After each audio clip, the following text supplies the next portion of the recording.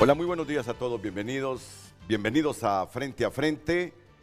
Hoy con dos distinguidos hondureños. ¿Saben qué?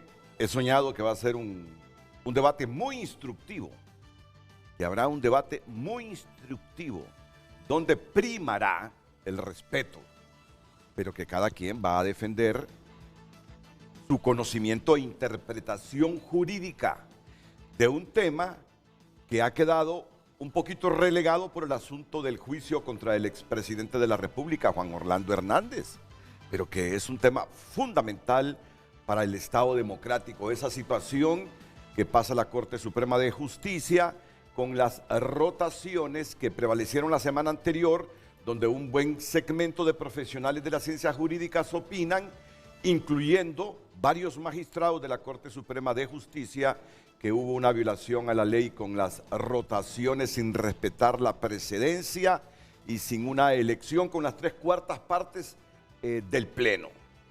Y hoy tengo a dos hondureños que defienden tesis distintas. Joaquín Mejía cree que le asiste la razón y el pensamiento, el conocimiento jurídico a la presidente de la Corte Suprema con lo que hizo. La abogada Maribel Espinosa piensa que no. Como yo conozco cómo debaten, con argumento, con sustentación, sin descalificaciones, sin molestarse, sin arañarse, les digo que soñé que va a ser un bonito debate hoy para comprender mejor esta situación de la Corte Suprema de Justicia. Ese es el tema central. Salgamos con la cortina de presentación del tema y luego vamos a hacer un breve resumen desde Nueva York, porque hoy es la segunda jornada de este juicio contra el expresidente de Honduras. Frente a Frente presentó el tema del día. Bueno, Cristian Morazán y Óscar Estrada. Escuché diciendo a Óscar Estrada hace algunos minutos, Cristian, esta va a ser la noticia del día, pero como estamos en el proceso de arreglarnos del saco, del maquillaje, de las lecturas últimas del tema de hoy, así que me gustaría que me dijeran cuál piensan ustedes será la noticia del día hoy. Bueno, Renato, ¿qué tal? Buenos días, sí. Bueno, hoy comienza esta batería de información por parte de la Fiscalía y sin duda alguna, van a haber muchas noticias. Óscar, ¿qué tal? ¿Cómo está? Y como es siempre en este tipo de casos, iniciamos con los argumentos de la Fiscalía. La Fiscalía tendrá la oportunidad de exponer qué es lo que va a presentar durante todo el juicio, cuáles serán las pruebas que estará exponiendo al jurado. Y entonces lo que estaremos escuchando es cómo el expresidente Hernández, según la Fiscalía, construyó esta estructura para conformar el narcoestado y consolidar su poder en el país a través del financiamiento y la ayuda del narcotráfico. Ayer hubo una información previa por parte del juez Kevin Castel explicándole al jurado de qué se trataba, cuál era el caso, porque cuando llegaron aquí no sabían de qué se trataba, le adelantó. Ahí fue la primera vez que nombró el nombre de Juan Orlando Hernández, el juez Kevin Castel, y presentó a cada uno de los que integran la defensa, de igual forma a cada uno de los abogados de la Fiscalía, y luego le explicó al jurado brevemente de qué se trataba. Hoy también, Óscar, esperamos que lleguen algunos expertos en temas de narcotráfico, exagentes de la DEA, para explicarles también al jurado, hasta un historiador, porque muchos de ellos no conocen dónde está ubicado, incluso geográficamente Honduras. Explicarle cómo, por supuesto, cómo se conforma la Corte Suprema de Justicia, cómo se eligen los diputados en el Congreso Nacional, cómo llegó a ser presidente Juan Orlando Hernández, tanto del Poder Legislativo y del Poder Ejecutivo, entre otras cosas. Sí, aunque el día de hoy será más que todos los argumentos iniciales, será toda la exposición que tendrá el juez. El fiscal durará aproximadamente unas 3-4 horas exponiendo durante todo el día, habrá un receso a mediodía y después vendrá la defensa a exponer también sus argumentos, pero lo que tomará la atención el día de hoy será principalmente estos argumentos por parte del fiscal sobre el narcoestado y la estructura criminal de Juan Orlando Hernández. Renato.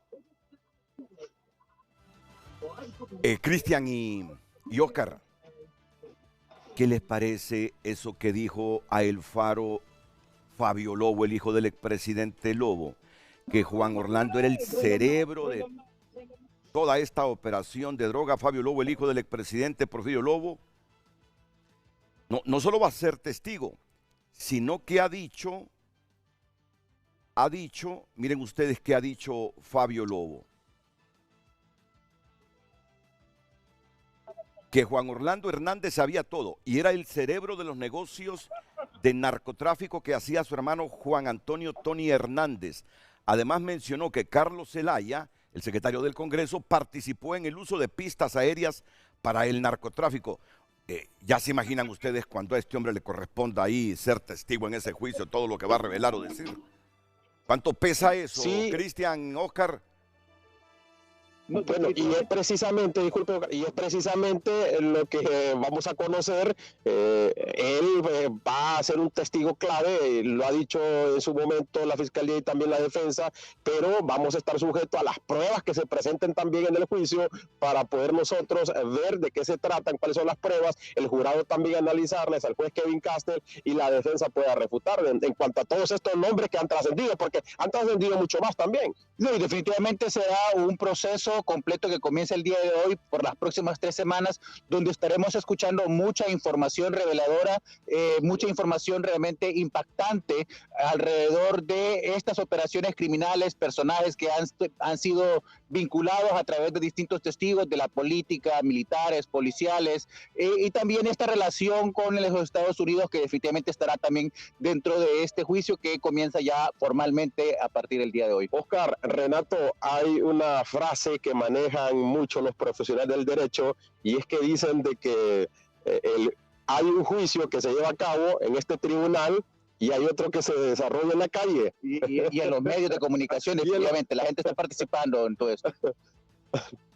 ¿Ustedes están tranquilos con la cobertura? ¿No reciben así amenazas? ¿No les mandan a decir cosas en redes? ¿Cómo se sienten hasta hoy? Únicamente sí hay un grupo de personas que a veces viene con pancartas, se instala, aquí no estamos enfrente, gritan, a todos los medios los mencionan, pero no nada que cause la intimidación. No, para nada. Yo creo que la gente, bueno, conmigo ha sido bastante respetuosa, también excepto en las redes un poco ahí, pero realmente no, aquí con la conversación con la gente, bastante amigable conmigo. Bueno, pues yo sé que están desesperados por entrar ya, ¿verdad? No solo quieren evitar el frío, sino entrar ya ahí al juicio.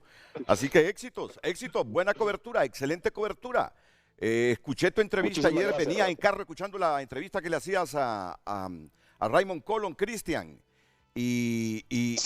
Y el hombre dijo, y esa fue la parte que destacamos nosotros en el noticiero de ayer, yo le he dicho que suba al estrado, que se defienda, porque si no se defiende, ese jurado va a creer todo lo que le va a decir el Ministerio Público. Así que bueno, los dejo para que entren ahí a la sala. Al 11º piso, como dicen Gracias, ustedes. Renato. Muy bien. No es fácil esa cobertura. No es fácil esa cobertura. Lo están haciendo muy bien Oscar Estrada y Cristian Morazán. Y lo está haciendo muy bien Xiomara Orellana. Saben que Xiomara hace como 5 o 6 días fue a cenar precisamente con Oscar. Y estaba nevando. Y entonces se resbaló bajando unas gradas. Para no impactar con su rostro en el pavimento, se protegió con uno de sus brazos y se hizo 2 fracturas. Sí. Sabía. Bueno, la van a operar, en 2 días la van a operar. Allá. Una operación ambulatoria, sí. Ustedes saben, Estados Unidos, operación ambulatoria. ¿Qué significa eso? Que la van a operar en su casa. No, pero es en un salón pequeño. Un salón pequeño. Va y Va para sale. afuera. Sí. Y me dijo, no, me dijeron los médicos, dice Y que le voy a mandar un mensajito. me recuperaré en unas horas, dice, que me recupero en unas horas y ahí en la noche voy a estar con ustedes en el noticiero, dice. Vocación periodística, vocación Bien. periodística. Sí, una fractura, 2 fracturas en un mismo brazo. Estuvo varias horas hospitalizada. Muy bien. Dicho que lo están haciendo muy bien ahí los compañeros que cubren para tunota.com, para HRN y para Televicentro. Vamos con... bueno, pero primero quiero decirles algo. Miren estos titulares, Joaquín.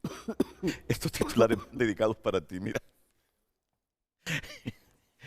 No lo he visto. Dice el Heraldo. titular del Poder Judicial quiere dar legalidad a rotaciones con opiniones de terceros. Dice. Yo creo que es más bien para Rodil Rivera, que escribió una carta pública a la Sí, ¿no? presidenta. Más que yo hice un análisis más privado y ya.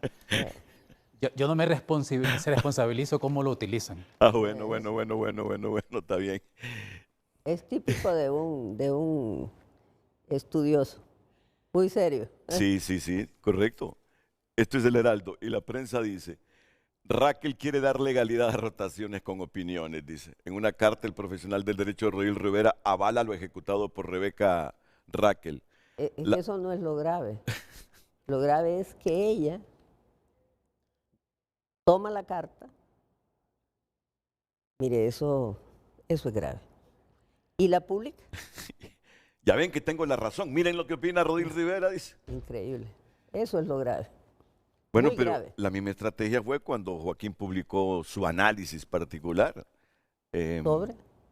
sobre este tema. Sí, pero entonces, no debe. Entonces, Es que quienes Lo usaron, porque yo no veo redes. sí, así que no me doy sí, cuenta. Es decir, claro, la usaron. Es que eso es lo grave. Sí, tu opinión la usaron. Pero yo antes, don Renato, con todo el respeto, es inexcusable, pero no he tenido el tiempo, por estar un poco enferma, de leer la postura del doctor Joaquín Mejía, que ha de ser, anticipo, muy interesante. Me gustaría escucharla, porque los momentos que estamos viviendo en Honduras son tan cruciales, y solo voy a dejar esta idea.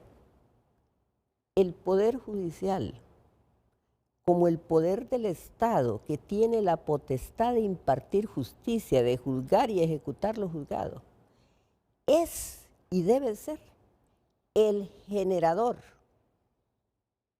por excelencia de seguridad jurídica en el país. Y lo que yo veo en este momento es que no está haciendo eso. Y eso es muy grave. Ya vamos a profundizar sobre eso. Yo he leído unos párrafos de la carta de Rodil Rivera. Ayúdame a leer, Lucecita. Si podemos agrandar o... Porque este es el mensaje en ex de la presidenta de la Corte, de ayer. Aquí está el documento. Bueno, después del saludo... Eso sí lo leí. le dice en la carta a Rodil Rivera, a mi parecer su decisión se fundamenta en el artículo 315 de la Constitución de la República, en lo que tiene relación con la presidencia de la Corte Suprema de Justicia y específicamente en el artículo 16 del Reglamento Interior de la Corte, emitido el 31 de mayo de 2002, pero ya en el contexto de la reforma que se le hizo con fecha 17 de febrero de 2023. Con lo anterior quiere especificar que toda duda que pudiera encontrarse en la citada reforma debe resolverse recurriendo a la correlación lógico-jurídica que debe existir entre la redacción original del artículo reformado y su reforma, de tal suerte que lo que no se halle expresamente previsto en la segunda continua, ipso jure, regulado por lo dispuesto en la primera. Así, de la redacción literal de la reforma se desprende con nitidez que ésta se contrajo única y exclusivamente a dos aspectos. El primero, a suprimir la facultad del presidente de la Corte de designar o nombrar a los magistrados o magistradas que integran las distintas salas, y el segundo, a incorporar en el reglamento la forma rotatoria para el ejercicio de la presidencia o coordinación de cada una. A la presidenta de la Corte se le dejó, pues, intacta la potestad contenida en la versión original del artículo 16 de nombrar a las magistradas o magistrados que se desempeñarán como presidentes o coordinadores de las salas, sin perjuicio, desde luego, de la rotación ordenada en la reforma. Eso es, que ninguna de las magistradas o magistrados pueda repetir en el cargo hasta que todos sus miembros lo hayan ejercido. La reforma del artículo 16, por consiguiente, no necesita de ninguna interpretación propiamente dicha, ya que basta para su lectura correcta e íntegra complementarla con la parte que no se reformó, cuál fue la atribución de la presidenta de designar los presidentes o coordinadores de las salas. No hay, pues, dice Rodil Rivera, ningún vacío en la reforma que se le hizo al artículo 16 del Reglamento Interior, por lo que constituye un error buscar su explicación, interpretación en ninguna otra ley. En ninguna otra ley, al margen de lo ordenado en el primer texto, el cual, reitero, permaneció incólume. Mira, tendría que estar varias horas entendiendo cada párrafo de lo que escribió Rodil. Y yo creo que él estuvo varios días también preparando esa interpretación. No creo que lo haya hecho en una hora. Dale. Siendo, por tanto, que la mencionada resolución suya, señora presidenta, no transgrede el espíritu ni la letra de la reforma efectuada por la Corte al artículo 16 de su reglamento interior. A mi entender, la misma se encuentra plenamente ajustada a derecho. La resolución de mérito constituye un acto administrativo de carácter general por cuanto su alcance y obligatoriedad se extiende a las distintas salas y a todos los magistrados de la Corte Suprema de Justicia. En la conformación interna de las salas no existe ningún orden de precedencia. Este aparece contemplado en el artículo 5 del reglamento interior de la Corte, pero solo para la integración de la propia Corte, el cual también fue reformado para los casos de la ausencia, excusa o recusación de la presidenta o presidente, de manera que su sustitución, que antes debía hacerse por otra u otro de los magistradas o magistrados en su orden de precedencia, con la reforma pasó a hacerlo con quien haya sido aprobado por el Pleno de la Corte. Bueno, ya vamos a terminar, ya los restan como 3 parrafitos. ¿Por dónde te quedaste? Vamos por aquí. Finalmente la rotación por definición no requiere ningún orden de precedencia, aunque esta siempre se da en algún momento, por sí mismo, digamos, en virtud del propio requerimiento de que ninguno de los seleccionados pueda repetir, sino hasta que todos los demás hayan ejercido el cargo. Dicho sea de paso, la exigencia que se incluyó en el párrafo final de la reforma de que la integración de las salas solo se podrá cambiar con el voto de 3/4 de los integrantes de la Corte Suprema de Justicia no luce apropiada para el máximo Tribunal de Justicia de la Nación, en el que no cabe la figura de las mayorías calificadas. Ninguna resolución de la Corte Judicial o Administrativa recibe mayor fortaleza intrínseca porque la adopte una mayoría calificada. Eso solo tiene sentido cuando se trata de decisiones políticas, en especial las que fundamentalmente emanan del Poder Legislativo. Me permito agregar que la opinión que antecede es de carácter estrictamente jurídico, no comprende en consecuencia ninguna valoración de índole política ni de cualquier otra clase. De usted, muy atentamente, Tegucigalpa, 19 de febrero de 2024, Rodil Rivera Rodil. ¿Y qué dijo la presidenta de la Corte? Comparto carta enviada por el distinguido abogado y notario Rodil Rivera Rodil, que amablemente hace un análisis jurídico en relación a mis recientes decisiones sobre las coordinaciones de salas de la Corte Suprema de Justicia, mismas que he tomado con todo respeto a las normas vigentes. Y eso es lo que le preocupa a la abogada Maribel Espinosa, que la presidenta de la Corte esté utilizando opiniones jurídicas de terceros para justificarse de las decisiones tomadas. Miren qué interesante va a estar esto. Escuchamos a Rodil Rivera porque no tendría sentido. A don Joaquín. A don Joaquín. ¿A quién dije yo? A Rodil Rivera, no. Sí. Rodil ya sabemos su pensamiento. Ahora al doctor Joaquín Mejía con esta problemática que se ha presentado en la Corte Suprema de Justicia. Joaquín.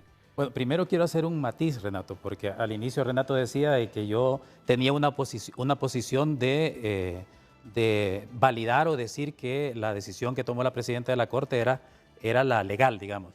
Y quiero hacer el matiz porque yo lo que estoy planteando en mi análisis técnico es que hay varias salidas, es decir, que nos encontramos ante lo que en derecho se llama non-liquid, es decir, que hay un vacío, que no existe una norma que de manera expresa establezca, por ejemplo, el orden de precedencia.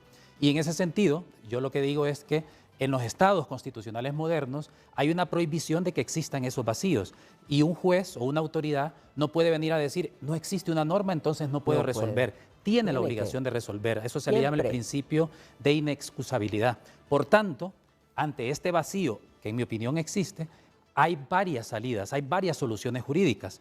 Yo he detectado 4 soluciones jurídicas. Dentro de esas 4 soluciones jurídicas está lo que hizo la presidenta de la Corte Suprema de Justicia. Entonces, lo que estoy planteando es que habían 4 soluciones, de esas soluciones se adoptó una, que en mi opinión, y lo digo en mi análisis, es la menos participativa, la menos democrática, pero eso no significa que sea una decisión, por decir, inconstitucional. Esto me lleva a lo segundo, y creo yo que es muy importante, y lo hablábamos con Maribel antes del programa. Obviamente esto tiene tintes políticos, es decir, que tiene un trasfondo político y eso yo no lo puedo desconocer. Sin embargo, y quizás de manera incluso inocente no puedo decir, pero yo me he centrado en el plano jurídico y quizás más bien con Maribel nos vamos a complementar en esa parte jurídica política, aunque no estemos de acuerdo con la parte jurídica. En tercer lugar, hay que colocar, creo yo, también, digamos, la dimensión del problema. Y para colocar la dimensión del problema que estamos enfrentando, o la justa dimensión del problema, lo primero que hay que preguntarnos es, con esa decisión de la presidenta de la Corte, ¿se ha violentado una norma superior? Es decir, ¿se ha violentado algún artículo constitucional? ¿Se ha violentado un tratado internacional de derechos humanos? ¿Alguna ley? Porque no hay una ley del Poder Judicial, no la tenemos. Entonces, si la respuesta es sí, no debe de preocupar. Pero y además, si la respuesta es sí, quienes dicen que se ha violentado esas normas superiores tienen que indicar cuál es el artículo constitucional y de un tratado que se ha violentado. Tienen que señalarlo. Que hasta el momento yo no lo he visto, ¿verdad? Pero si la respuesta es no, entonces eso significa que el problema no es un asunto de que hay un golpe de Estado, que se rompió el orden constitucional, etcétera. Y por eso creo yo que hay que dimensionar el problema para colocarlo en su justa dimensión. Y esa pregunta es fundamental. Si se ha violentado o no con esta decisión una norma superior. Y creo que eso es fundamental para poder, creo yo, bajarle un poco de decibelios a este conflicto. Y en segundo lugar, hay que recordar que estamos hablando de un reglamento. Un reglamento, como dice la Sala de lo Constitucional, es un conjunto de normas que regulan el funcionamiento interno de un órgano. Y además, el reglamento es una norma, no es una norma de carácter de aplicación, de carácter y aplicación general, es decir, no es una ley, sino que es una norma de carácter particular y concreto. Es decir que, por ejemplo, ese reglamento no se nos aplica al resto de la ciudadanía, no se aplica al Ministerio Público, porque solo las normas de carácter general son las que se aplican. Eso se aplica a nivel interno de la Corte Suprema de Justicia. Esto nos ayuda a dimensionar el problema, pues, o sea, porque yo en lo particular lo que sí he visto es que hay muchas opiniones que están hablando de que se ha roto el orden constitucional, que hay un golpe técnico. Y por eso creo yo que es fundamental decir cuáles son las normas constitucionales que se han violentado. Primero, bueno, eso en términos como de premisa. Por otro lado, hay que reconocer algo también. Miren, el artículo 313 de la Constitución de la República le da lo que llamamos en derecho administrativo la potestad reglamentaria originaria a la Corte Suprema. ¿Por qué? Porque el artículo 313 dice que la Corte tiene atribución de aprobar su reglamento interior y otros que sean necesarios. Eso primero.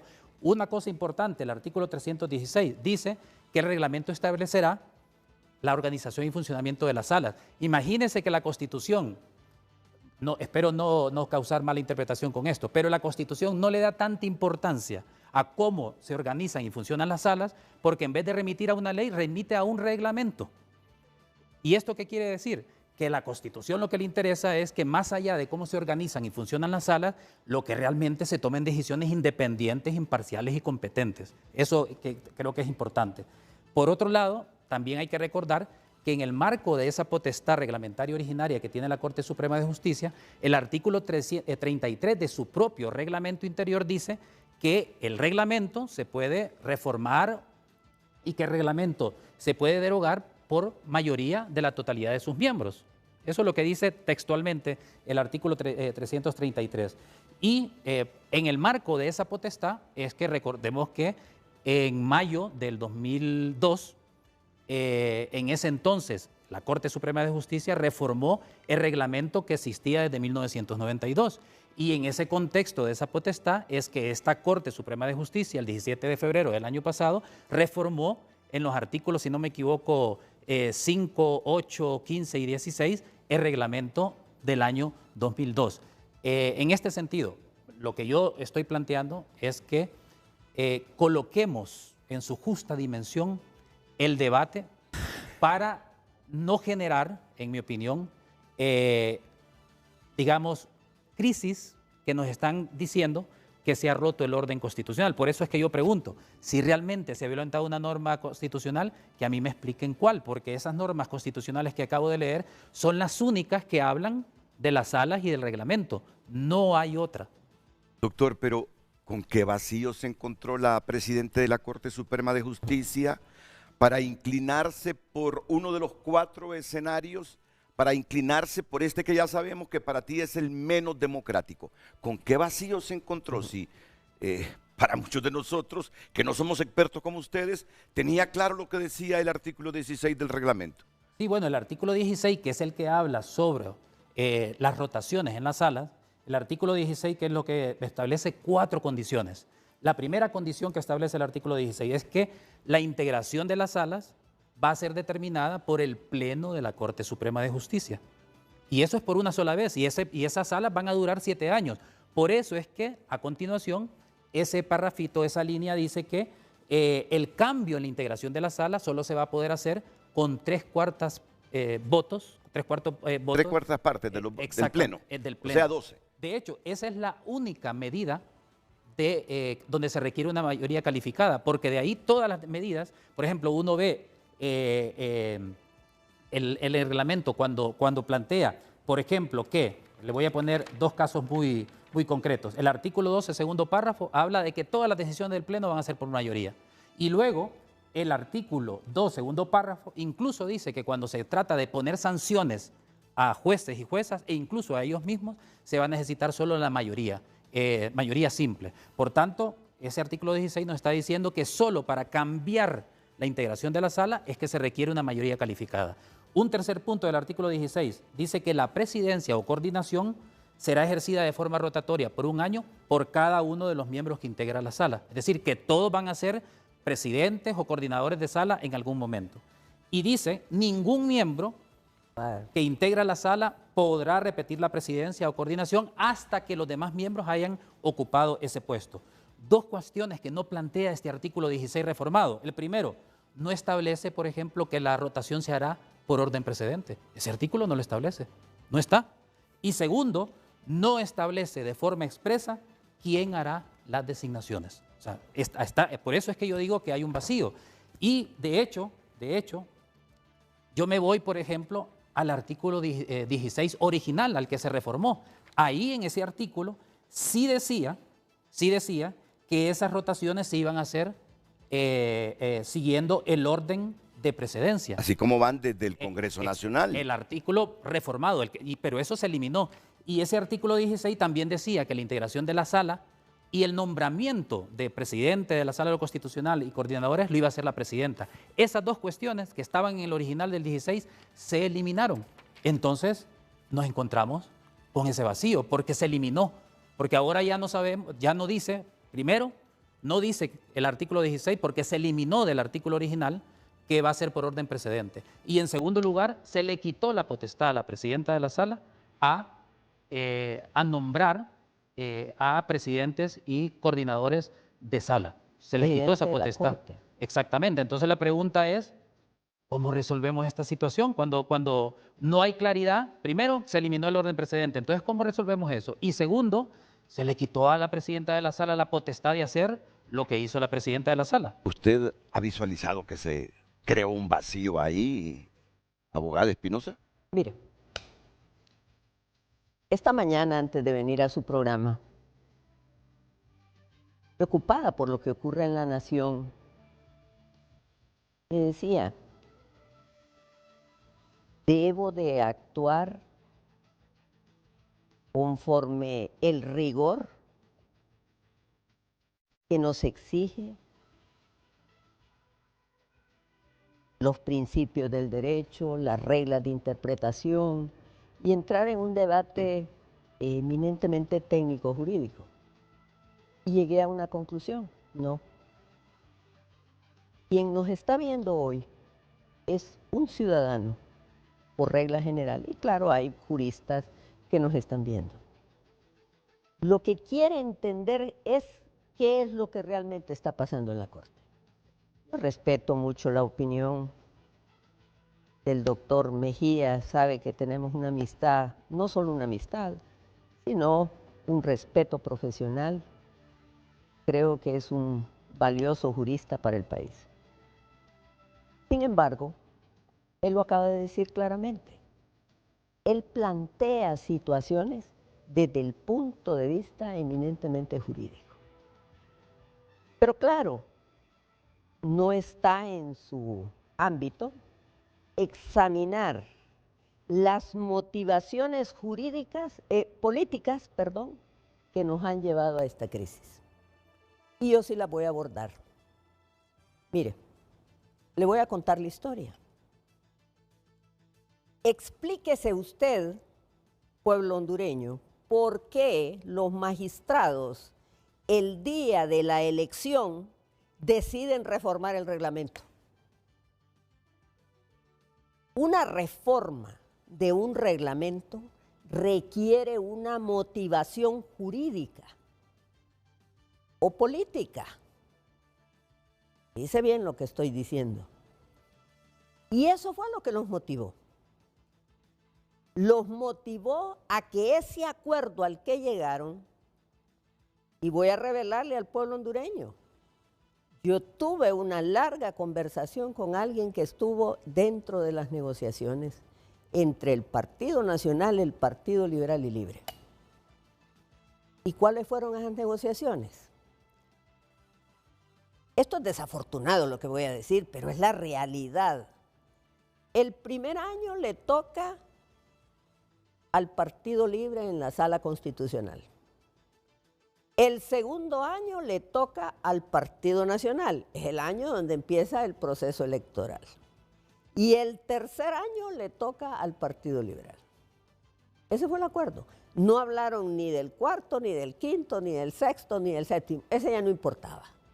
Lo que importaba era quién iba a coordinar la Sala de lo Constitucional los 3 primeros años, que tienen que ver con el proceso electoral. Y uno, la instalación de la Corte y su nueva gestión. ¿Y qué pasa en el reglamento de la Sala? Me voy a referir únicamente al reglamento de la Sala.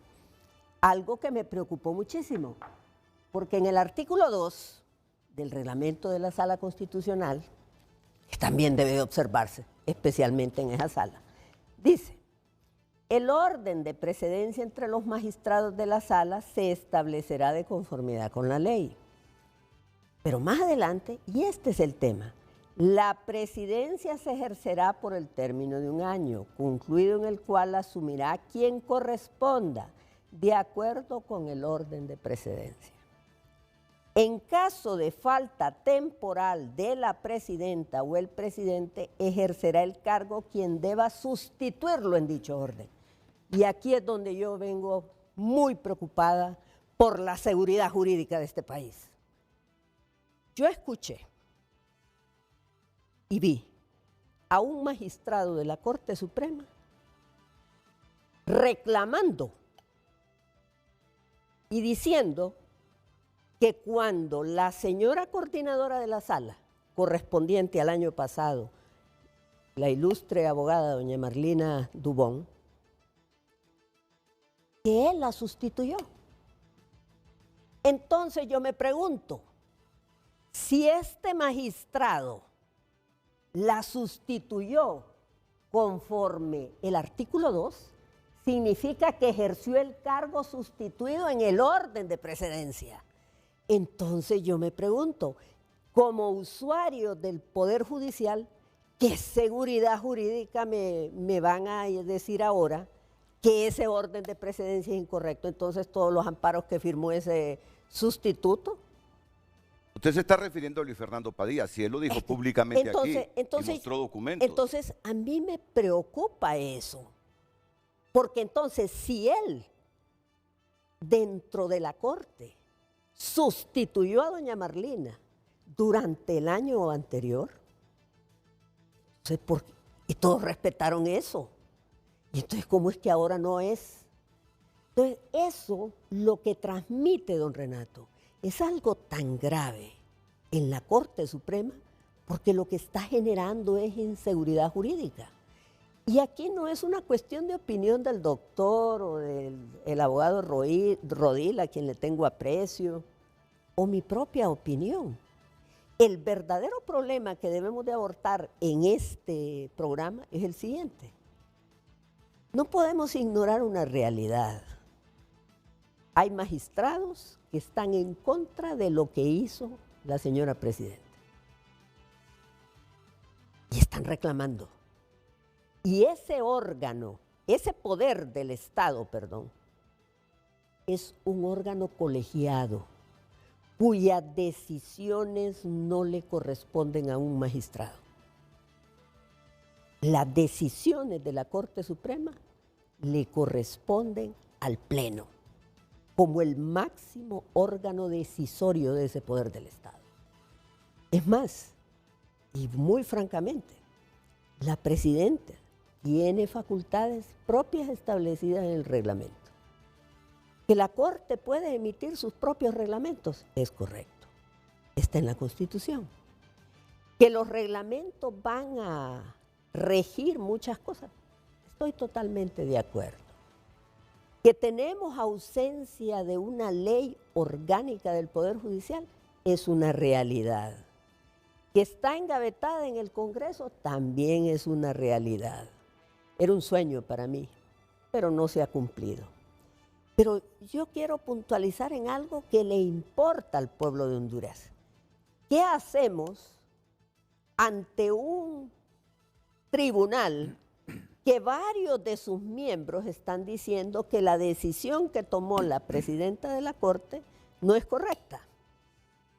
¿Cómo resolvemos el problema concreto? A eso vine yo a su programa. Y eso solo se resuelve de una manera correcta y lógica.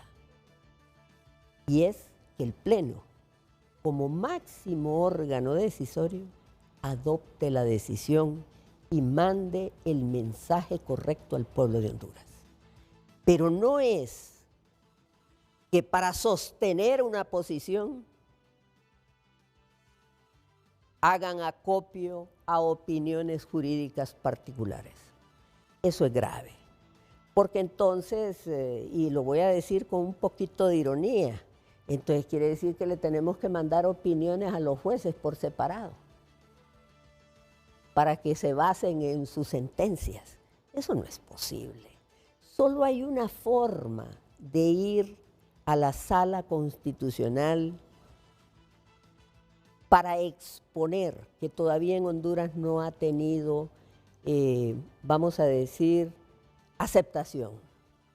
Y es un recurso bien especial que es el amicus curiae. Y el amicus curiae es eso, es presentarle al máximo tribunal una opinión para que la tome en su consideración. Pero mire, esto no es un tema de amicus curiae, este es un tema de una influencia política externa. Y no es que vaya a tener incidencia en las decisiones, en las sentencias. Pero mire, quien coordina una sala tiene importancia porque es el que establece la agenda, el orden de precedencia de los asuntos que se van a discutir. Para mí lo grave es la conducta que está en este momento manifestada en la Corte Suprema de Justicia. Eso es lo grave, porque, y esto espero coincidir con el doctor, nosotros firmamos un contrato social, que es nuestra Constitución, y como ciudadanos nos desapoderamos del derecho primario, ese derecho de hacer justicia por mano propia, y se la delegamos al Estado, para que el Estado, en igualdad de condiciones de todos los ciudadanos, en igualdad, el principio de igualdad, nos imparta justicia y nos resuelva todas las controversias que se plantean entre particulares o entre particulares y el Estado. Entonces, ¿qué conlleva eso? Un principio fundamental, que ese poder debe de ser independiente e imparcial. Pero en este país los politiqueros ensucian todo. Y imagínense, yo me preguntaba qué grado de sometimiento hay de algunos, porque me imagino que algunos no estuvieron de acuerdo, en que los politiqueros, así lo voy a mencionar, los obligan a reformar su propio reglamento el mismo día de su elección, sin siquiera meditarlo. ¿Usted cree que de ahí vino la orden? Claro, de los politiqueros? Claro que sí, porque ese fue el acuerdo bajo la mesa y no sabemos cuáles otros, van a ir saliendo. Entonces, ese día, imagínense, los eligen ese día y ese mismo día deciden modificar su propio reglamento. Y Mire cuál era la preocupación política. ¿Por qué elevan el número a 3/4 partes? Como bien lo señala el doctor, solo se requiere mayoría calificada. Era un temor. ¿Temor a qué? Que la mayoría simple decidiera. Entonces, cuando usted trastoca, a mí en la escuela de Derecho, que tuve grandes maestros, en la escuela de Derecho me enseñaron algo bien importante. Siempre tienes que pensar en cuál es la intencionalidad del legislador. ¿Cuál es el propósito que se persigue con la ley? ¿Cuál es el bien común al final de cuentas que se persigue?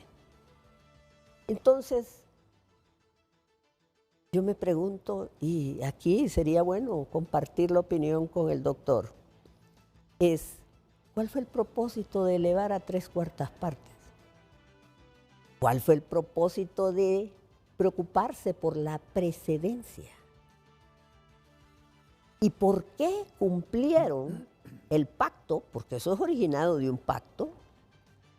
¿Por qué el año pasado sí era el llamado a sustituir a la coordinadora, al representante del Partido Nacional, porque así hay que hablar ahora, desafortunadamente, y por qué ahora no es válido?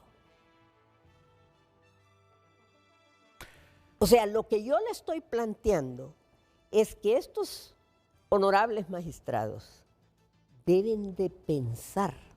Y yo antes de que tomaran la decisión, usted trajo aquí una reforma, otra motivación política. Explíqueme por qué andaban con un proyecto de reforma del reglamento. Y un magistrado también dijo que era cierto. Pero la presidenta dijo que era falso. Era un libelo. Un libelo. Pues sí, ¿qué es un libelo? Sí, correcto. Entonces, yo me pregunto, ¿la señora presidenta se está dando cuenta de la gravedad de esto? Y para ella en lo personal. Si un magistrado habla a través de sus sentencias, no a través de sus declaraciones, y jamás puede pronunciarse. El haber hecho esto público implica que había una caldera del diablo en la Corte Suprema de Justicia.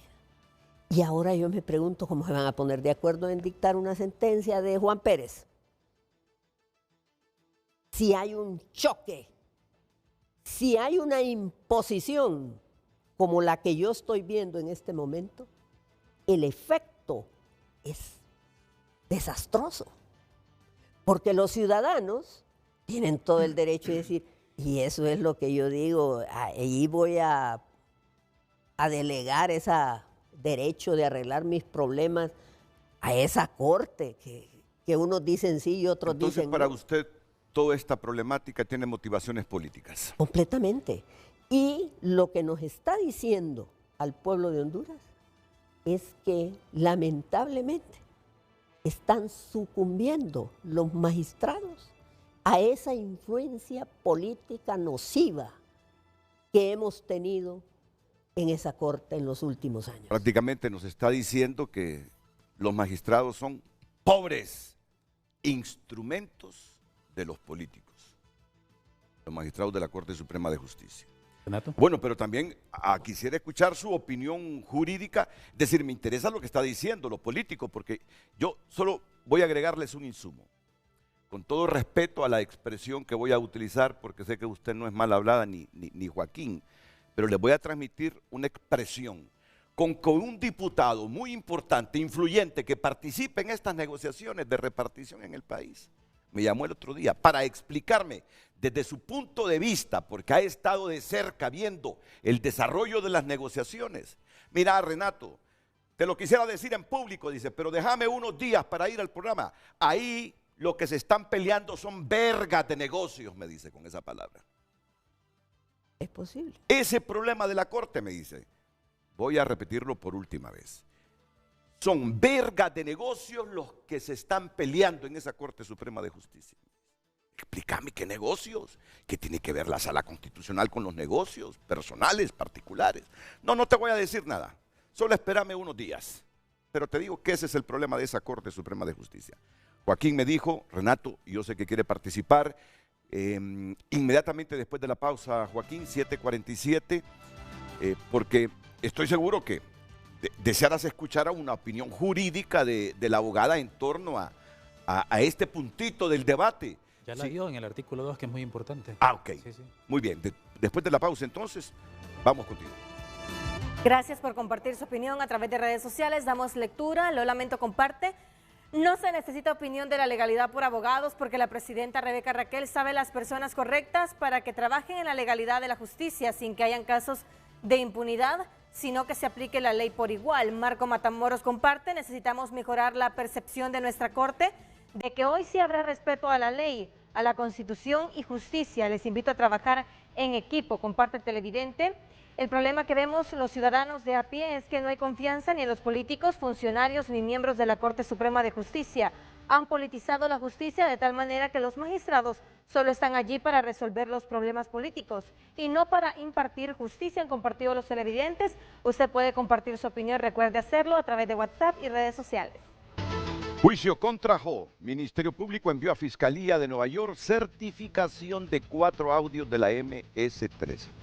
Miren, ese es un puntito clave y sensible, esos audios de líderes de maras que fueron interceptadas comunicaciones autorizadas por el Estado y que comprometen al expresidente Juan Orlando Hernández. Y ya las admitieron como pruebas.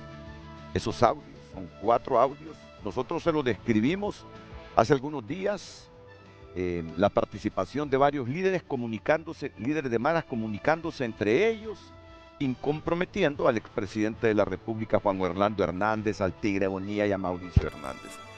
Ese va a ser puntito clave en ese juicio que comenzó ayer, que ya está a punto de iniciarse en la Corte del Distrito Sur de Nueva York. Leo este titular que tiene destacado a esta hora tunota.com, juicio contra Jo. Ministerio Público envió a Fiscalía de Nueva York certificación de 4 audios de la MS-13. Y luego este asunto que lo hemos tenido más de un mes. Por motivos de salud, Natalie Roque se retira temporalmente de la Secretaría de Derechos Humanos. Me dicen que no va a regresar. Me dicen que no va a regresar a esa secretaría Natalie Roque.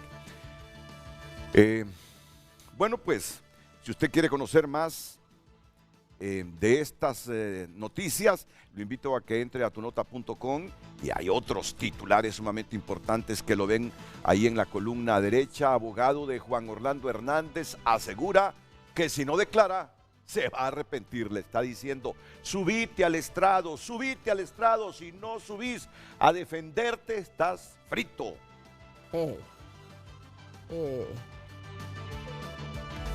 Hoy en Tu Nota fue presentado por Credi Elga Catracho de Cooperativa Elga, la cooperativa de Honduras. El doctor Joaquín Mejía viene ahora después de que la abogada y diputada Maribel Espinosa dice que todo ese problema de la Corte Suprema que tenemos ahora mismo tiene motivaciones políticas. Así es. Motivaciones políticas. Y lamenta, es lo que yo he deducido, y si yo lo estoy malinterpretando, que me corrija aquí la abogada Maribel Espinosa, que prácticamente los magistrados se han convertido en pobres instrumentos de la élite política, sus negocios, sus intereses partidarios y hasta personales. Doctor Joaquín Mejía. Sí, Maribel decía algo muy importante, ¿verdad? Yo al inicio decía de que el artículo 16 al final no plantea ni el orden de precedencia, ni tampoco que la presidenta o el pleno son las autoridades que van a decidir quién va a ser presidente, presidenta o coordinadora de sala. No lo dice. Sin embargo, como bien lo planteaba ella, el artículo 2 del reglamento interno de la sala de lo constitucional sí lo establece y dice: el orden de precedencia entre los magistrados de la sala se establecerá de conformidad con la ley. La primera pregunta es, ¿cuál ley? ¿Cuál ley? No existe. Primero, esa es la primera pregunta, ¿verdad? Porque si uno ve el artículo 7 de la Ley sobre Justicia Constitucional y el artículo 316 de la Constitución, habla de las salas, pero no dice nada del orden precedente, primero. Entonces uno podría preguntarse, bueno, pero hay un artículo en el reglamento de la Corte Suprema de Justicia, el artículo 5, que habla del orden precedente. De hecho, dice, exceptuando a la presidencia, el orden de precedencia se establecerá de conformidad a la forma en que hayan sido electos en el Congreso Nacional. Y entonces a mí me salen o me generan varias dudas. Pero esa es la porque el segundo párrafo dice, en caso de falta temporal de la presidenta, será sustituida por uno u otros magistrados en el orden de precedencia. La primera duda o la primera cuestión que yo me planteo es que este artículo está hablando de el orden de precedencia cuando falte la presidenta de la Corte Suprema, y por eso pone el segundo párrafo.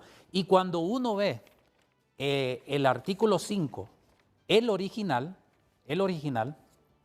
entonces uno se da cuenta que efectivamente la cuestión que se eliminó es, o que se incluyó nada más, antes, por ejemplo, ese orden lo establecía la presidenta, pero se le quitó eso y ahora es el pleno que tiene que aprobar al magistrado que va a ser el que asuma a la presidenta de la Corte. Entonces yo primero que me pregunto es, aquí se está refiriendo a cuando exista ausencia temporal de la presidenta, que se va a utilizar un orden de precedente de acuerdo a lo que se hizo en el Congreso Nacional para sustituirla, no de la sala, porque si no se hubiera puesto en el artículo 16 primero.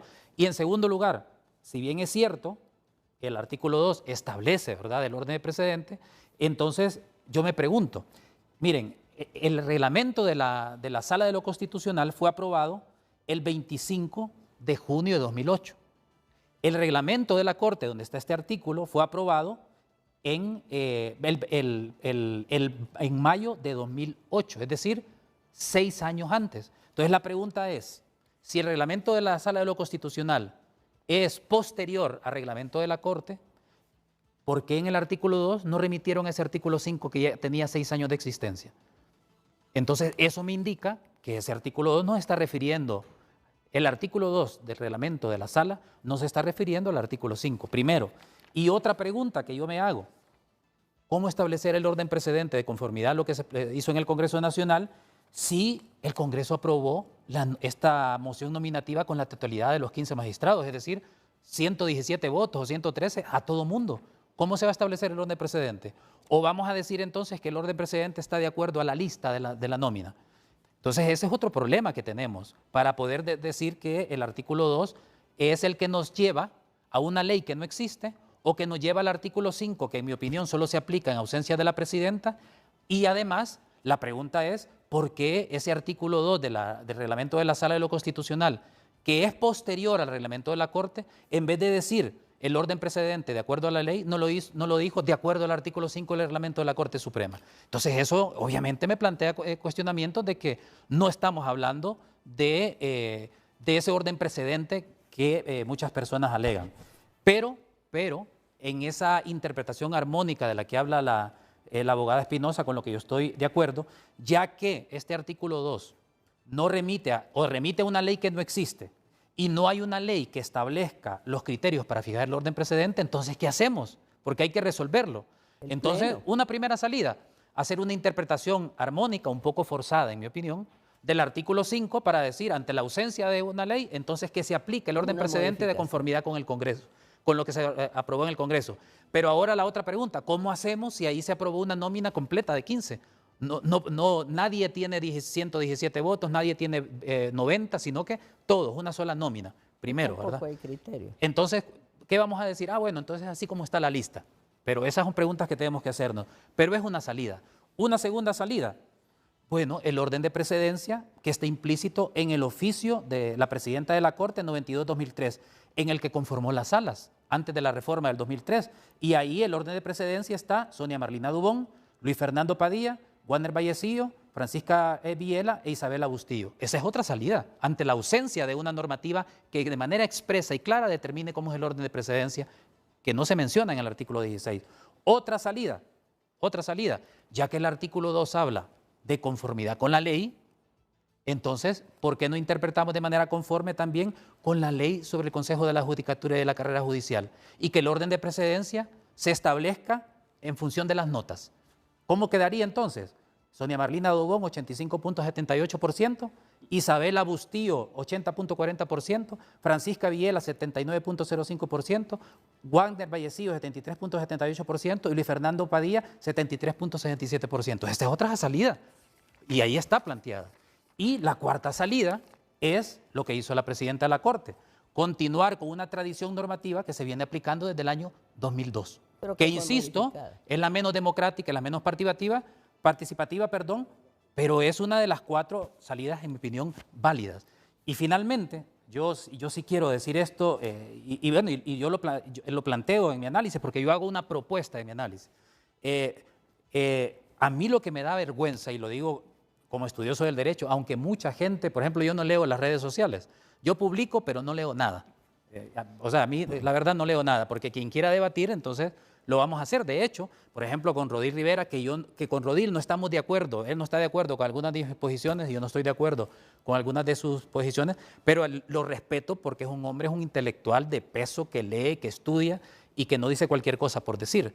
Y entonces hay otras personas que yo respeto mucho, que tienen esas posiciones, ¿verdad? En ese sentido, a mí, por ejemplo, lo que yo estoy planteando es por qué, que estoy de acuerdo totalmente con la abogada Espinosa, este es un asunto que se tiene que resolver en el Pleno. Y el Pleno, o sea, el reglamento dice claramente, en el Pleno se van a resolver las cosas por mayoría. Pero tú dijiste, a mí lo que me avergüenza... Ahí voy. Correcto. Ahí voy. Entonces, ¿cuál es la salida simple a esta situación?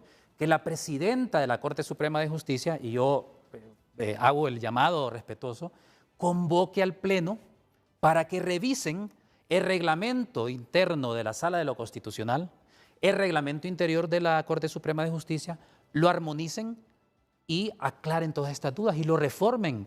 Lo pueden hacer, o sea, es el artículo 333 del reglamento interior de la Corte Suprema de Justicia, le faculta al Pleno para que lo puedan reformar por mayoría. Y si realmente tienes un compromiso con la independencia judicial, pongan algo sobre el tema del orden de precedencia. Que el orden de precedencia sea por criterios de este tipo. ¿Cuántos posgrados, doctorados, maestrías, especializaciones tiene la persona? El que tenga un nivel de estudios más alto o el que tenga más, si todos tienen maestría, el que tenga más estudios, ese es un primer criterio. Segundo criterio, porque o sea, estamos hablando en otros países quienes integran la Sala de lo Constitucional son los más prestigiosos constitucionalistas del país, que publican, que escriben, que son invitados a congresos en otros países, etcétera. Ese debería ser un criterio. Yo llamo a los 15 magistrados y magistradas a que hagan eso si realmente están comprometidos con la independencia judicial. Otro criterio, segundo criterio pondría yo, ¿cuántos libros, cuántos artículos han publicado en revistas de prestigio? Incluso en revistas... Bueno, en revistas, para ponerlo de esta manera. En la materia, si yo voy a ser, o si uno es magistrado de la Sala de lo Constitucional, que presente cuántos libros, cuántos manuales de derecho constitucional, cuántos artículos en materia constitucional han publicado, y eso le da un punto importante para poder ser magistrado de la Sala o para ser presidente o presidente de la Sala.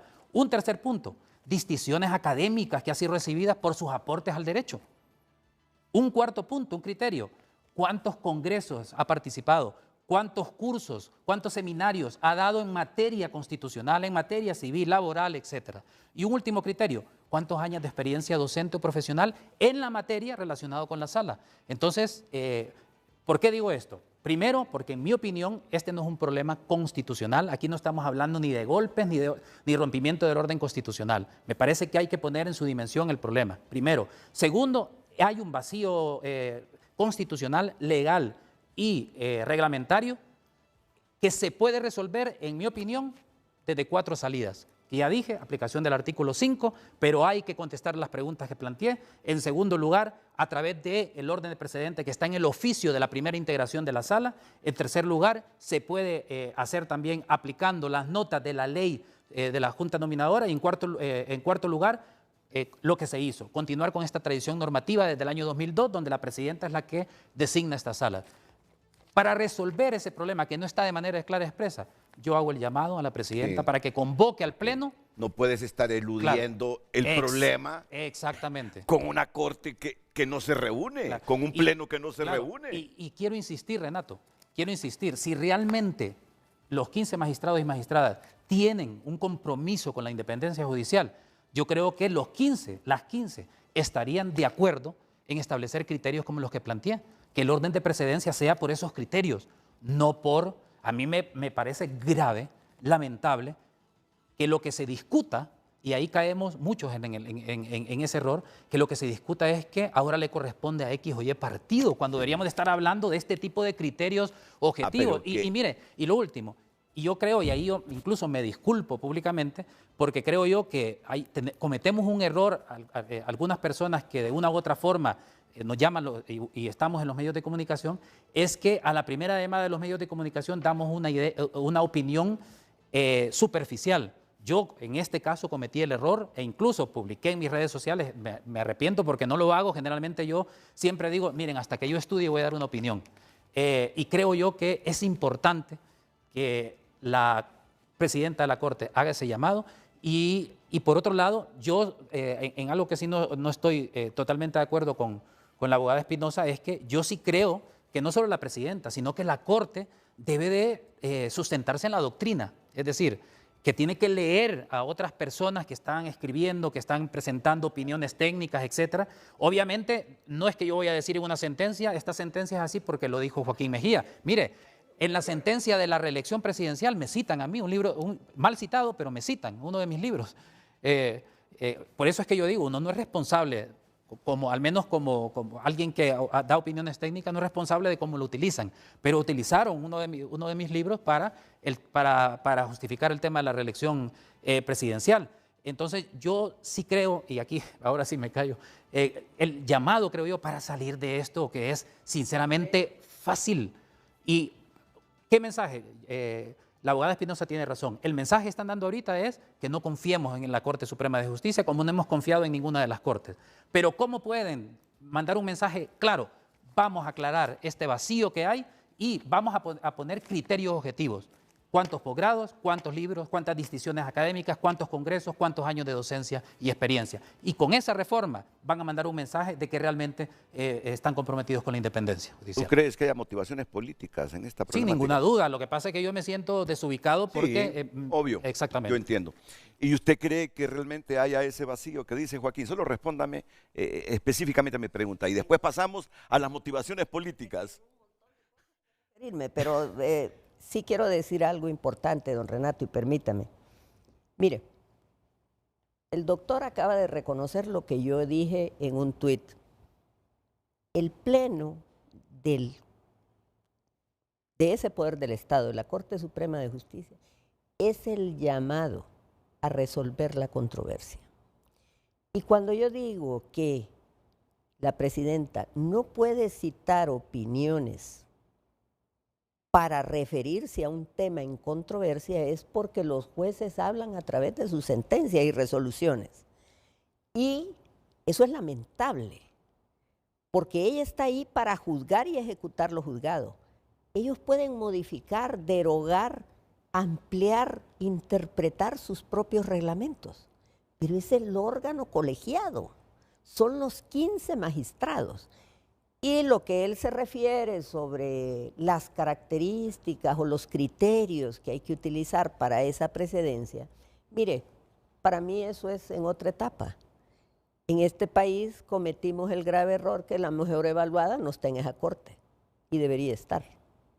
La que tenía todo, lamentablemente. Y por el otro lado, una vez que son electos, los magistrados están en igualdad de condiciones. El voto de uno no vale más que el del otro, porque las decisiones son colegiadas. En la sala constitucional son 5 votos y el de la presidenta no vale más de cualquier otro magistrado. Entonces, eso es importante que el pueblo lo tenga claro. Entonces, no pueden haber grados superiores entre ellos.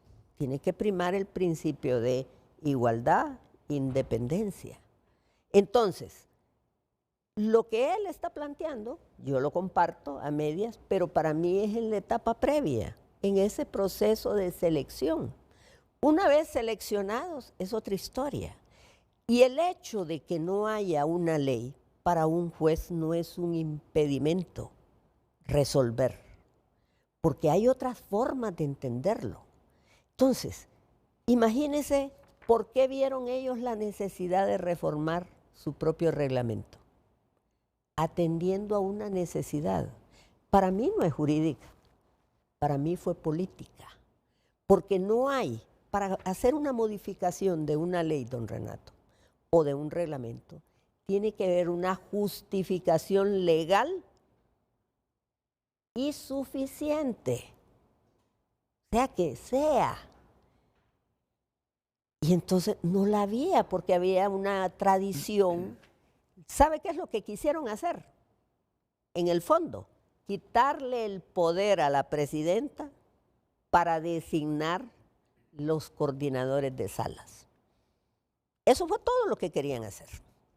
Y asegurarse de quiénes iban a ir en el orden de precedencia.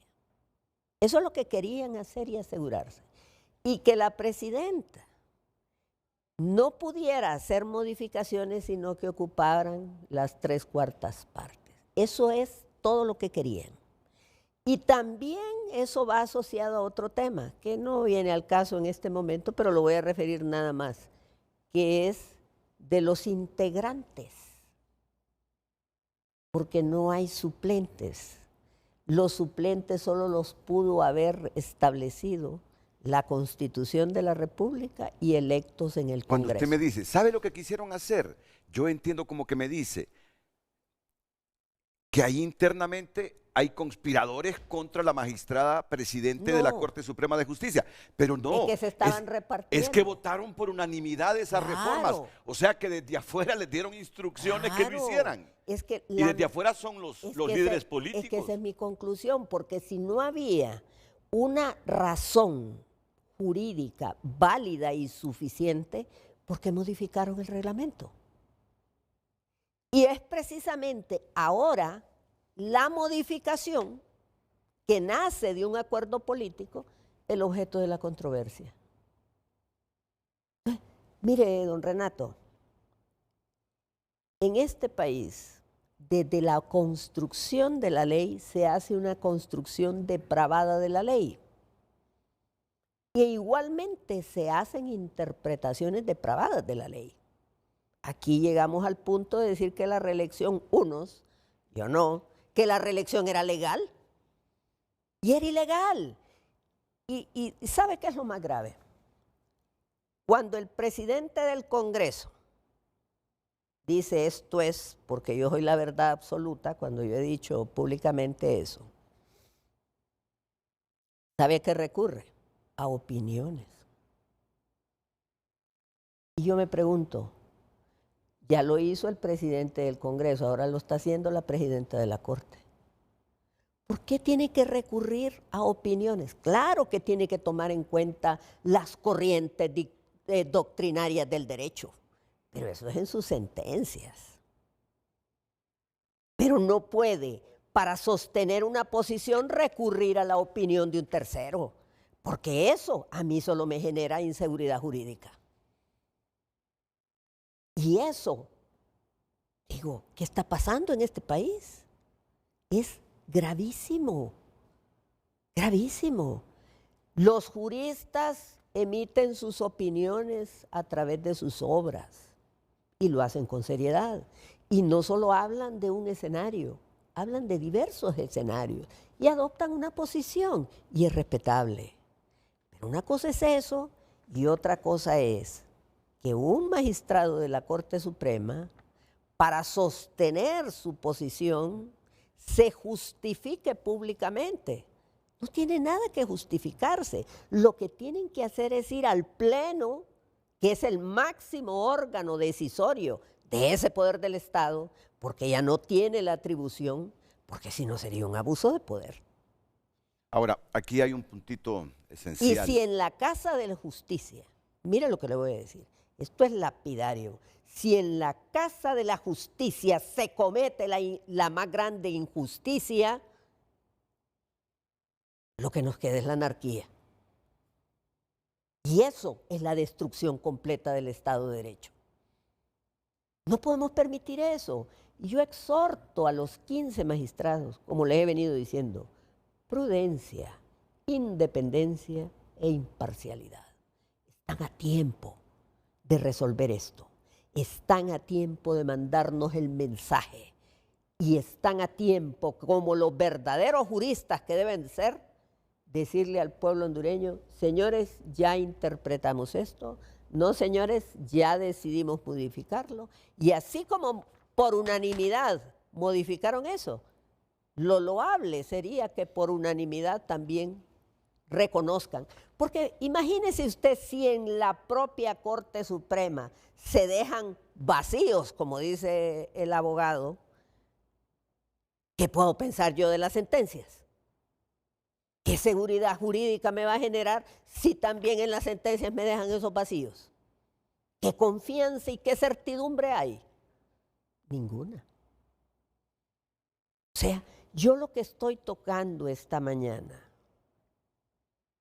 es llegándole a la conciencia, tratando de llegarle a la conciencia a esos 15 magistrados de la enorme responsabilidad que hoy tienen.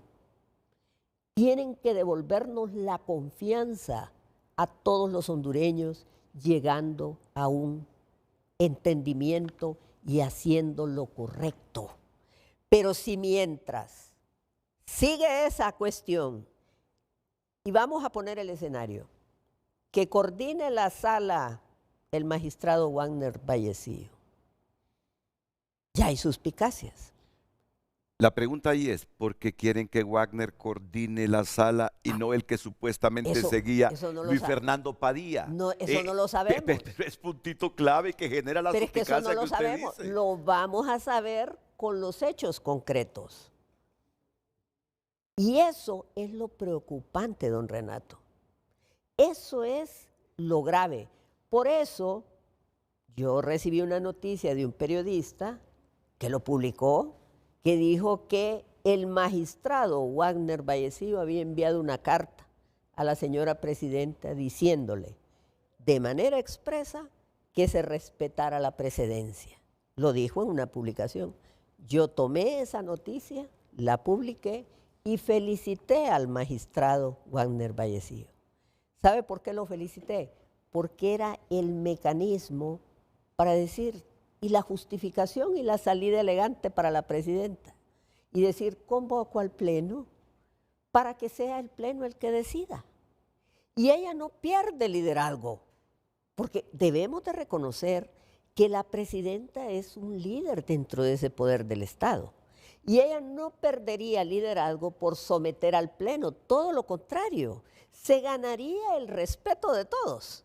Pero si ella mantiene la actual posición, lo que está haciendo es socavando el poder del Estado que ella misma dirige. Y eso es grave. Interesante el tema de debate, me dicen, de la mera Corte Suprema de Justicia. El asunto no es solo jurídico, sino porque es importante tener la coordinación de las salas. Por el artículo 24 del Reglamento Interior de la Corte Suprema de Justicia. ¿Y qué dice ese artículo? Convocar a sesiones para conocer de proyectos de sentencia y demás asuntos, sí. Abrir y cerrar las sesiones, pero miren lo que me destacan es lo sombreado. Dirigir los debates, fijar las cuestiones que habrán de discutirse y las proposiciones sobre las cuales habrá de recaer la votación. Determinar, según lo dispuesto en la ley, el orden en que deberán conocerse los asuntos que corresponden a la sala. Solicitar a la presidencia de la Corte la sesión de pleno para la discusión, votación y aprobación de los proyectos de resolución y sentencia cuando no se haya logrado adoptar la decisión por unanimidad de votos de los integrantes de las salas. Solo el coordinador decide los asuntos que se van a votar. Puede adelantar o retrasar cualquier asunto que se ponga a discusión. Entonces esta fuente me dice, ese es todo el interés. Priorizar lo que le conviene a quién, al partido, al empresario, eso ya al lo político. Había mencionado. Eso yo ya lo había mencionado en este programa esta mañana. Precisamente eso. No es que decide cómo se van a resolver los asuntos, pero determina el orden en que se van a conocer en el Pleno y la agenda. Entonces, mire, al final, miremos lo concreto, don Renato, para que esto sea muy entendible para todo el pueblo. Lo concreto es que si están peleándose, como es lo que está ocurriendo, es que nada va a pasar. Y los que vamos a sufrir son los ciudadanos de Honduras. Imagínese usted que alguien tenga un recurso de habeas corpus y están enojados entre ellos. Ajá. Y diga, no, es que este es el orden. O imagínese usted que haya un habeas data, un amparo, una inconstitucionalidad. Y hayan medidas urgentes que adoptar. Y están peleándose. Entonces, ¿qué vamos a esperar nosotros de esa corte si no llegan a la armonización? Una completa división. Y un fracaso como está fracasando el Congreso Nacional hoy en día. Entonces ya tendríamos 2 poderes del Estado en fracaso. Y eso yo responsabilizo a Mel Zelaya porque él es el hombre atrás de todo esto. Y es que a Mel le interesa que haya... Es que él vive del caos. Que fracasen esos 2 poderes. Renato, él vive del caos. Él quiere que termine de fracasar este Estado de Derecho porque tiene su propia agenda política. Y entre más revuelve las aguas, está más contento. Y yo le voy a decir, es una pena que una sola persona nos lleve a semejante crisis. Porque no, mire, lamentablemente, don Renato, y tengo que reconocérselo, y me siento mal, yo soy parte del peor Congreso de la historia de este país, donde deberíamos estar legislando. Y somos una oficina de tramitología del Poder Ejecutivo. ¿Qué hizo el presidente del Congreso y su junta directiva? No nos tenía en sesión. Él es el que convoca. Igual va a ser en las salas. Si no quiere convocar a pleno, quien coordine no va a convocar. Igual puede ser la presidenta no convocar al pleno, entonces nada se decide. ¿Y el pueblo? ¿Y los ciudadanos? Eso es el caos. Y yo estoy en contra del caos y exhorto y suplico a los honorables magistrados de la Corte Suprema de Justicia que la prudencia, la independencia y la imparcialidad sea la brújula para su actuar en la Corte Suprema de Justicia. Continuamos dando lectura a su opinión. Norma Esther Lagos comparte: ilegalidad e imposición con propósitos bien planeados. Cada día vamos perdiendo seguridad jurídica. Honduras, ¿para dónde nos llevan? Comparte la televidente Víctor Puerto. Y antes de todo, si la persona que precede se conocen acciones sospechosas y hay pruebas, no se le puede confiar una posición sensible a los destinos de todo un pueblo. Bienestar del pueblo es primero antes que cualquier cosa. Vicente Hernández comparte: por ello sostengo, estamos peor, sacamos ajo y estos son peores. ¿Cómo es posible que un órgano colegiado, en vez de reunirse en pleno y que sea el pleno, reforme el reglamento y sea el que se pronuncie, recurran a cartas de compadre hablado? Desorden jamás antes visto. Comparte el televidente.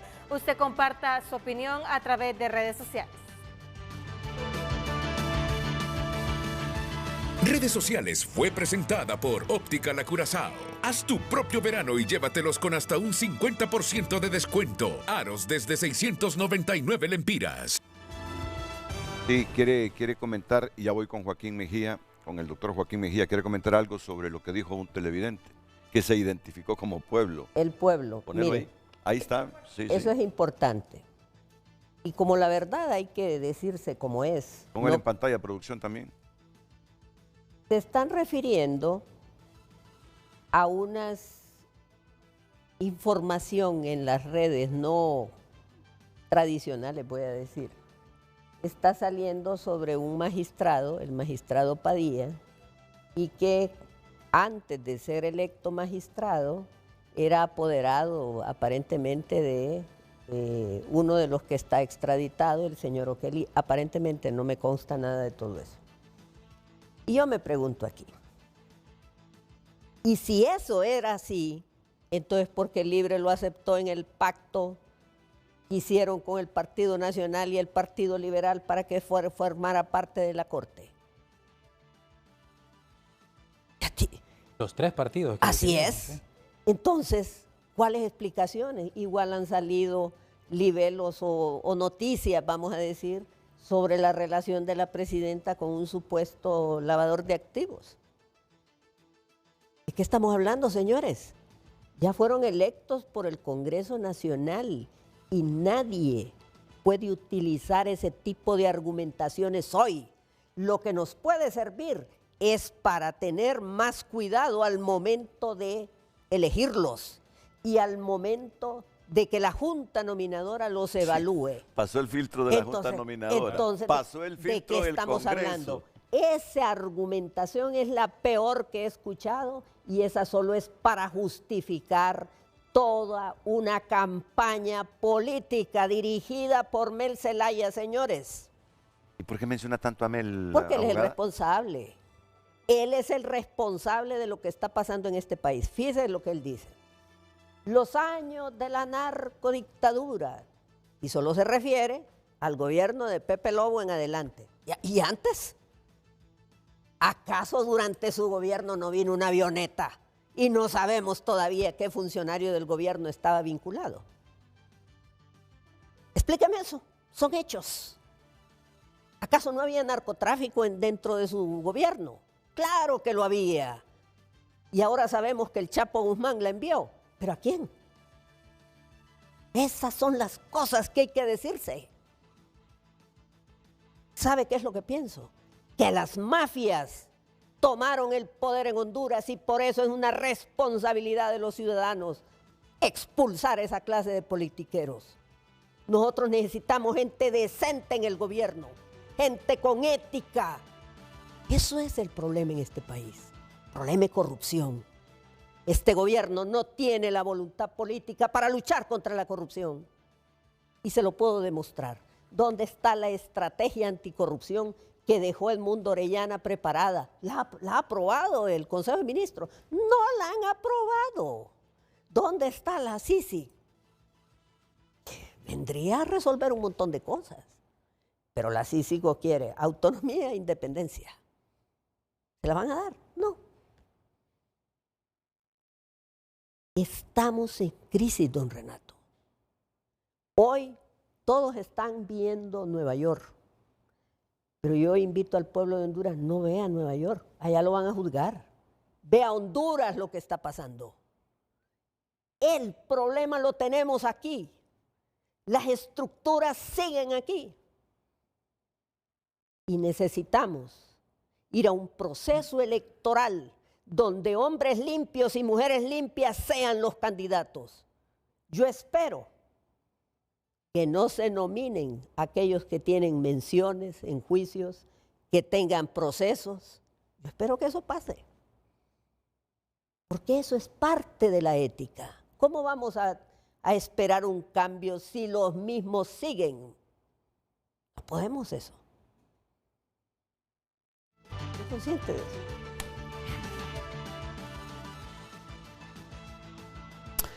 Miren estos documentos que nos están llegando, pero yo digo, estas son atribuciones de la Presidenta de la Corte. Vamos con el primero.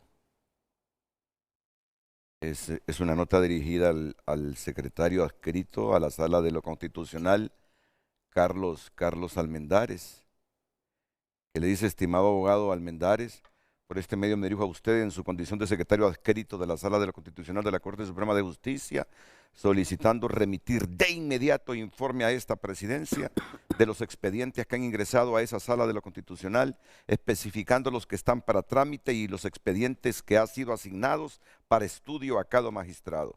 En ese sentido, se le instruye que a partir de la fecha la Sala Constitucional del Poder Judicial informe semanalmente a esta presidencia sobre los expedientes que ingresan, los que han sido asignados para estudio, así como el detalle de los expedientes que han sido fallados en sesión de sala. Atentamente, Rebeca Lisette Raquel Obando, magistrada presidente. ¿De qué fecha? La fecha. Vamos arriba está la fecha. 31 de enero, hace poco. Pero está dentro de sus atribuciones, ¿verdad? ¿Qué? Esto. ¿Ah? Mire, la señora presidenta no integra ninguna sala. Ajá, y entonces, ¿para qué quiere saber todo lo que hacen las salas? Bueno, eso es un informe que debe ir al Pleno. Sí. Y por el otro lado, quiero decirle, el único momento en donde ella interviene es cuando hay pleno, porque ella lo preside. Pero su voto tampoco vale más que el de los otros. Y entonces, ¿para qué está exigiendo? También le manda a José Ramón Cruz Ferrera, secretario de la Sala Penal, que el informe de los expedientes que han ingresado a esa sala de lo penal, especificando los que están Sí, para pues, trámite y los expedientes que han sido asignados para estudio a cada magistrado. Bueno, por eso, pero eso puede ser para tener un inventario, ¿verdad?, de los expedientes, pero O para alimentar la base de datos. para puede alimentar ser, la base de datos. dependiendo cómo lo piense uno. Pero para mí no es a ella, sino Al pleno. no a la oficina encargada de... El punto es si es legal o no legal. Sí, O sea, miren, yo creo que a veces pero... es importante, al menos yo desde mi posición, a mí me importa mucho la cuestión jurídica porque eso es lo que nos va a definir la primera cuestión, si es legal, si no es legal, si se viola la Constitución o no, eso es lo primero. Luego hay cosas, por ejemplo, con el orden de precedencia, pueden haber acuerdos entre políticos, pueden haber acuerdos incluso dentro de los propios magistrados, pero esos acuerdos no pueden estar por encima de ningún reglamento o de nada, así de simple. Y por tanto, a donde tenemos que orientarnos es hacia lo que nos dicen los reglamentos. Y por eso creo yo que lo más saludable es que la presidenta convoque al Pleno. Sí. Y ojo, yo creo que no tiene que haber confusión. El artículo 16 dice que el Pleno de la Corte puede integrar las salas o modificarlas, pero solo con el voto de 3/4 partes. No dice que se requieren el voto de 3/4 partes para reformar el reglamento o para tomar otras decisiones. Eso tiene que quedar claro porque está bien establecido en los artículos 33, en el artículo 33, perdón, y el artículo 16 de reglamento interior. Eso es lo primero. En segundo lugar, yo creo que, al menos desde mi análisis jurídico, habían 4 salidas frente a este vacío. Y una de las salidas fue la que tomó la presidenta. Y es una salida, en mi opinión, válida, como las otras 3 salidas, porque ninguna de las 4 está expresamente establecida ni en el reglamento, ni en ninguna ley, ni en la Constitución de la República. Entonces, al hacer una interpretación armónica del reglamento interior de la Corte Suprema de Justicia, existe la posibilidad de haber tomado cualquiera de esas 4 salidas, aplicar el artículo 5, aplicar el oficio que mandó la presidenta y plantear que de manera implícita está el orden precedente, utilizar las notas de la Junta Nominadora o seguir con la costumbre normativa desde el año 2002, que es la presidenta, ante ese vacío. Entonces, me parece a mí que hay que tener claridad en ese sentido, que de mi opinión existen 4 salidas válidas y una de esas salidas válidas la tomó la presidenta, que insisto, no es la más democrática ni la más participativa, pero por lo menos yo hasta el momento no encuentro dónde está una ilegalidad o una inconstitucionalidad. Hasta el momento. Obviamente, si se encuentra, yo estoy dispuesto a señalarlo también, y por eso lo más saludable, como bien lo decía el abogado Espinosa, lo más saludable es que la presidenta convoque al Pleno para que resuelvan esto y sobre todo para que lo establezcan de manera expresa y quede claro para que a partir de ahora no tengamos esos problemas. Mira, Joaquín, lo que me dice el abogado Yair López, y antes que intervenga la abogada Maribel Espinosa, por favor, producción, dice: el orden de precedencia es el orden establecido en el decreto número 2/2023, que contiene el listado de magistrados nombrados por el Congreso Nacional. Así lo establece el artículo 5 reformado del Reglamento Interior de la Corte Suprema de Justicia. El mismo era el siguiente: Sala Constitucional, Luis Fernando Padilla Castellanos, 1. Wagner Vallecillo, 2. Paredes. Wagner Vallecillo, Paredes, 2. Lo modificaron. Sonia Marlina Dubón Villela, 3. Villeda. Isbel Agustío Hernández, 4. Y Francisca Villela Zavala, 5. Este lo modificó por esta única vez, el dijeron, Pleno, ¿verdad? En la reforma, sí. Entonces, pero fíjese que Yair está tocando, y qué bueno el abogado Yair, el tema. Usted, lo que él ha hecho es un análisis eminentemente jurídico sin considerar las motivaciones y hechos anteriores. ¿Qué ha motivado todo esto? Que modificaron el reglamento precisamente en esta Corte para suprimirle algunas facultades a la Presidenta. ¿A la Presidente? Sí, a Rebeca Raquel. Es correcto. Entonces, ¿qué antes tenía? Y ahora también modificaron el orden de precedencia. Y también le voy a decir, Eso no está en ningún lado. ¿Sabe qué es lo que dice la Constitución? La Constitución lo único que dice es que el Pleno va a elegir la presidenta de la Corte. Y el Pleno toma esa decisión y hace su conformación. Eso es única y ahí no hay la Constitución no habla de orden de precedencia. El orden de precedencia lo establecen en estos reglamentos. ¿Y sabe por qué? Por motivaciones políticas. Yo me pregunto, si todos son iguales, ¿y por qué no lo hacen al azar? Sí. Y hay algo más grave que voy a decir. Esto tiene implicaciones más allá de lo que nos imaginamos. Imagínense que desde 1906, en los tribunales constituidos como cortes de apelaciones, ha habido rotación todos los años. Y eso es sano. Eso es sano. Sí. Y con esto están mandando un mal mensaje hacia abajo. Me dice el abogado Germán Lobo, opinión, cuando el reglamento del Poder Judicial dice que la precedencia se establece según ley, se refiere al orden que quedó establecido en el decreto ley de la elección de los actuales magistrados. Dicho decreto también constituye ley y ahí se establece el orden de precedencia. Sí, es que ley es en términos genéricos, no es porque está distinguiendo ley de reglamento. Pero el problema es que el artículo 5 está hablando de el orden de precedencia de quién va a sustituir a la presidenta de la Corte en caso de que ella no esté. Por eso el primer párrafo dice, con excepción de la presidenta, y sigue lo demás. Claro. Entonces, ese es el problema que estamos hablando también. Pero volvemos a lo mismo. Claro. Mire, yo estoy, y el único punto, y lo dejo claro, en lo que estoy en desacuerdo con el doctor esta mañana es en lo siguiente.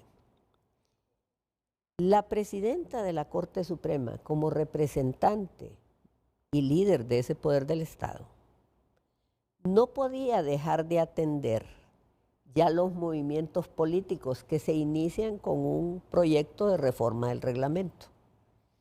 Esa es una verdad, ya lo dijo un magistrado, varios, que había un reglamento y era un intento de modificar. ¿Sabe lo que realmente pasó? Que le fueron a decir al oído, no hombre, si usted tiene la facultad y lo vamos a interpretar de esta manera, y ella lo hizo. Pero presionada por las fuerzas políticas externas.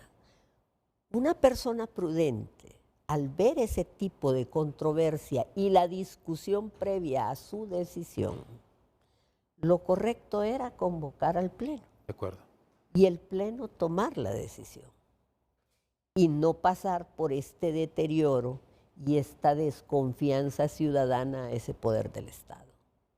Eso es lo lamentable, eso es lo triste. Porque lo que está ahorita, ¿qué va a pensar doña Juanita, una hondureña? Bueno, ahí se están peleando en la Corte. ¿Y por quiénes? Los políticos metiendo la mano. Y así los políticos van. Eso se llama politización de un poder del Estado que por esencia debe de estar completamente ajeno a la política. Bueno, aquí les envían, ya al final del programa voy a destacar esto. Vamos a ver, producción.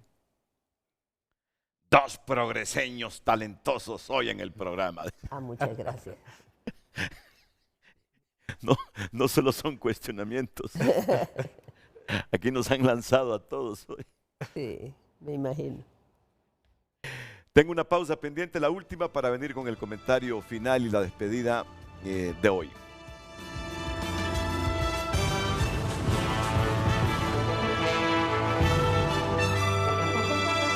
¿Tienes hemorroides? No, pero el primo de un amigo dice que arden.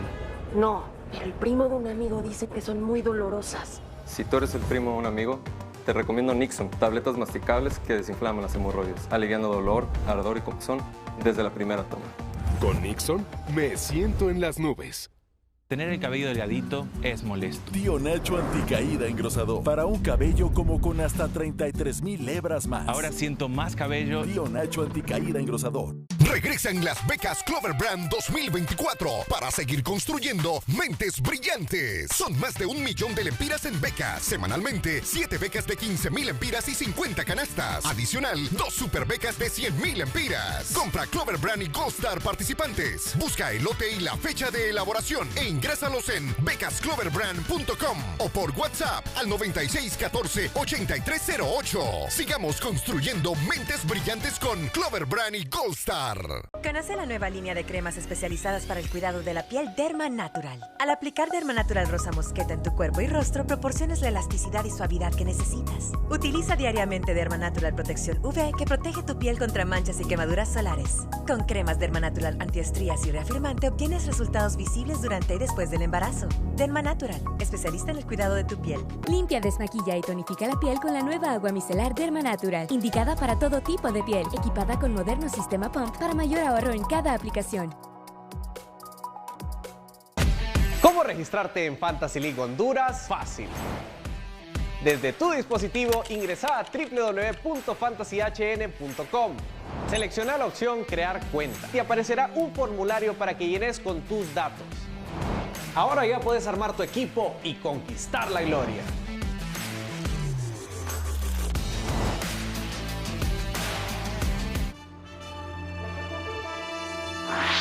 Orgullosa y perfecta, llena de autenticidad, irradiando vida, donde el Caribe baña su tierra bendita. Destinos de Frente a Frente inicia con una historia colonial, playas cristalinas y la magia de su gente. Destinos de Frente a Frente, viernes 1 de marzo, 7 de la mañana por Canal 5, el líder.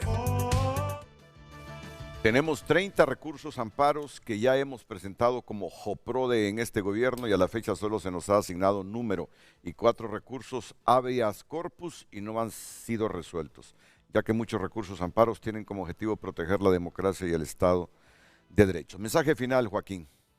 No, yo nada más retomar la cuestión de que ante este vacío que yo considero que existe, habían 4 salidas.